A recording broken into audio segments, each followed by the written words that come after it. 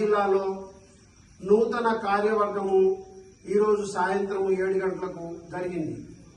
ఇట్టి కార్యక్రమానికి పద్మశాలి కుల బంధువులందరూ కూడా వచ్చినందుకు మెదక్ జిల్లా తరఫున ముఖ్యంగా ప్రత్యేకమైన ధన్యవాదాలు తెలియజేసుకుంటున్నాము.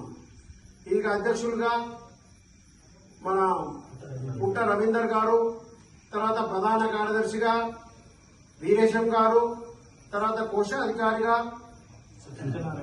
సత్యనారాయణ గారు, తర్వాత సలహాదారుగా ఆంజనేయులు గారు, ఇంకా ఉపాధ్యక్షులు పుట్ట కుమార్ గారు, ఉపాధ్యక్షులు నరసింహులు గారు, మా సలహాదారు లక్ష్మీనారాయణ గారు, ఈ విధంగా అందరూ కూడా ఏర్పాటు జరగడం జరిగింది.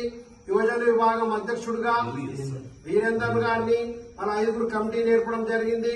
అదేవిధంగా మహిళా విభాగం కూడా 5 కమిటీని వేయడం జరిగింది. ఇదే విధంగా ఈ క్రమంలో ఏదైతే చేయడం జరిగిందో చాలా సంతోషకరము. ఇదే విధంగా మెదక్ జిల్లాలో పద్మశాలి కులస్తులు ఉన్నటువంటి గ్రామాల్లో తప్పకుండా